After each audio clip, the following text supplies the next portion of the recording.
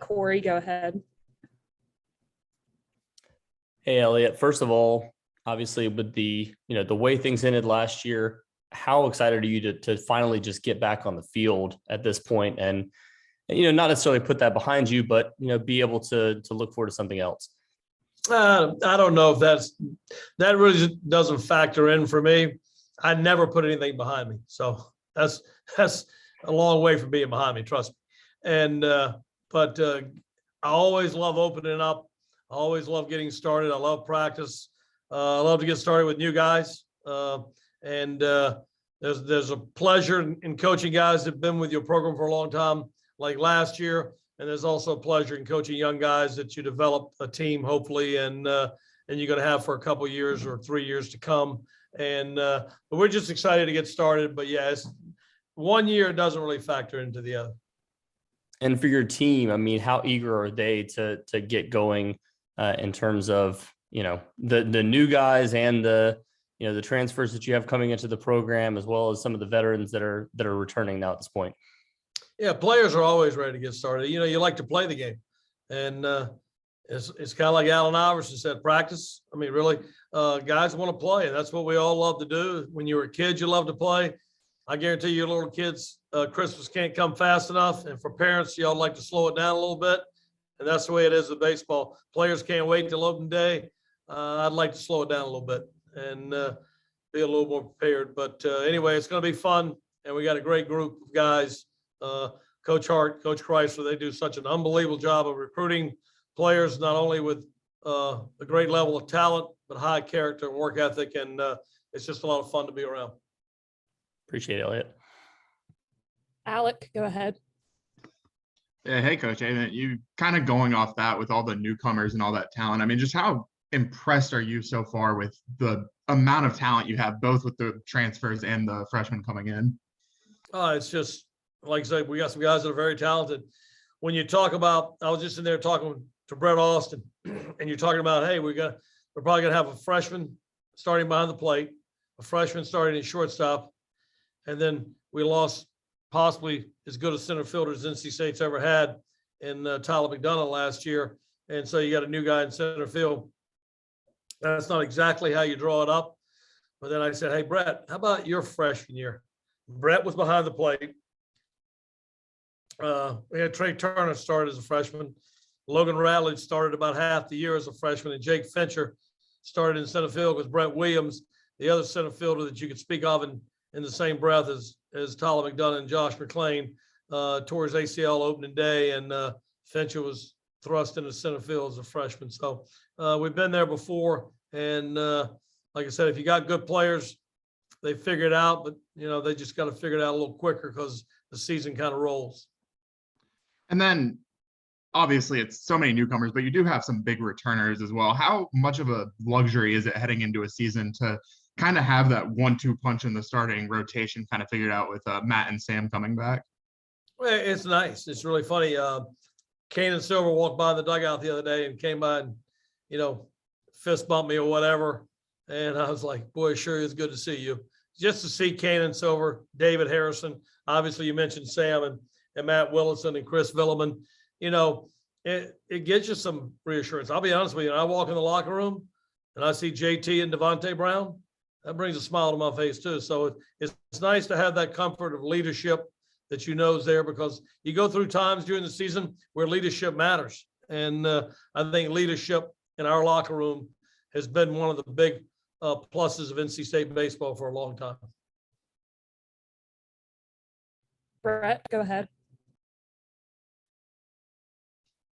Yeah, Elliott, you mentioned a little earlier about how last year is, it sticks with you, but how much do you, if any, do you deal with it? Do you don't want to dwell on it, and obviously it's going to be motivation, but how much is it brought up, and how do you temper that? Never talk about it. It's never discussed. It's not discussed by players. It's not discussed by me. We never carry over 1 year to the other. All you can do is just each season is a different season. Each team is a different team. That's why when you're making a journey with this team, you can always say this is the last time this team will actually be together as this team. So we never discuss it, but do I think about it? Constantly. it'll never get too far away from me, and I'll never forget it. And but it's never discussed, not one day, as we get ready for the season. How much motivation do you guys take from that, especially you and the guys who were there? I don't take any motivation from. I don't take motivation for anything that was wronged me in the past. I don't believe in chips on my shoulder. I'm not a guy that believes in that kind of stuff. Revenge. I don't believe that kind of stuff. This is a whole different team. Last year is in the rearview mirror, and the more you talk about it, the more you just drag this team down. It won't be discussed by me, and certainly don't think it'll be discussed by our players. Thanks. Good luck. Will, go ahead. Hey, Coach, could you talk about the development of Matt Willis and what you kind of expect from him this season? Yeah. I don't ever try to get expectations too high for anybody. I think that's a bar that you shouldn't give people. And but Matt Willison, I told him the other day, about a week ago, we were sitting in the dugout. I just said, Matt, how proud I am of you. Like, he has grown so much. Last year, he and Chris Villeman grew up during the season as much as I've ever seen two players mature during the season. They were good, but they went to great. And he committed himself. He went off this summer to Seattle and did some things out there. And his focus on baseball now is totally, I don't know how I can define it, being different, but just locked in on baseball. And he came here as a two-way player. He quickly made a decision, as Sam did, to be a pitcher only. And I think both of those guys see themselves pitching in the big leagues one day, and they're on a pace where they're setting a track forward in everything they do, whether it's nutrition, whether it's taking care of academics, whatever they need to do to progress toward hopefully a lifelong of baseball is what they're doing. I'm just really proud of Matt Willis. Thanks, Coach. Matt, go ahead. Yeah, Coach, hope you're doing well. I wanted to ask about Sam Highfield. What has made him so effective over the past couple of years, and kind of piggyback off that, the different arm angles that he uses on the mound. Have you ever seen that from a pitcher? Oh yeah, I've seen it, and it's very effective. A lot of people don't do it. I'm surprised more people don't do it. I mean, when you see different, you got to have a certain amount of athleticism to do it. It's not easy. To repeat your delivery is not an easy thing. Now you're having two deliveries, so it's kind of like a switch hitter. You don't see as many switch hitters today as you used to, and you got to have two different swings, and they have two different deliveries. But I've always said about Sam Highfield, since he's been here, he's just a baseball player. If he played football, I'd say Sam's a football player. Sam just has a high IQ for the sport that he's playing. He competes at a high level without getting flustered. Like, nerves are a part of any game that you play, whether you're on the first tee at Augusta or whether you're preparing for a Final Four run in basketball. Nerves are a part of everything, and Sam tempers that as well as anybody we've had here. And he's always done that. He's an amazing person and a very good baseball player. Then a quick second question: the new renovations that were announced. Just your thoughts on it and how excited you are to get some improvements on Doak Field. Oh, I can't wait. This has been a dream of not only mine, but every player that's ever played here, every coach before me, Ray Tanner. This was what drove Ray away from here. Ray never wanted to leave. It's what got me here, and it's been something we've tried to do several times and thought we had it done, and it just never worked out. And now we've made a commitment, and we're excited, but it's not just that I'm excited. Every baseball player, Turtle Zahn was here this week with his family.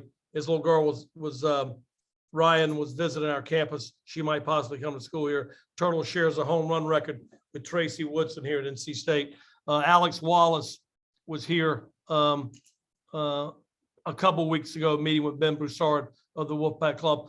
Former players are so excited because they know the commitment that they made here, and they still follow our program. All former players follow NC State's program. It's their program, and they're so excited to see something finally happening here that's indicative of the success that this program has had and that this program deserves. And as I'm in the press box right now, I'm looking at new pads going on the outfield wall, and it's is telling a story out there. I see 48 players that made it to the big leagues in this program, 3 World Series appearances. They just put up 10 first-round draft picks. They're telling a story of NC State baseball that recognizes the great tradition and history of this program. So there are a lot of big things coming here to Doak Field, and I'm excited to see them, as well as every former player that's had a part of this. All right, we have time for one more. So Corey, you can go ahead. Elliott, wanted to ask you about Devonte Brown, obviously coming off of last season, not quite the year he wanted to have from a consistency standpoint at the plate, but what have you seen from him this offseason in terms of trying to get back to where he was during that shortened 2020 season? Devonte Brown's just a winner. You can sum it up really easily. He's just a winner.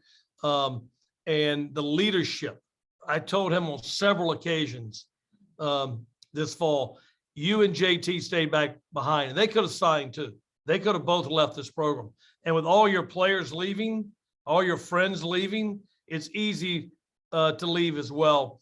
And they made a commitment to stay here, and their leadership has been unbelievable this fall, carrying over to the spring. And we're going to need their leadership, because we know there are going to be ups and downs in a season, and their leadership is going to be important. So that's where Devonte Brown comes in more than anything.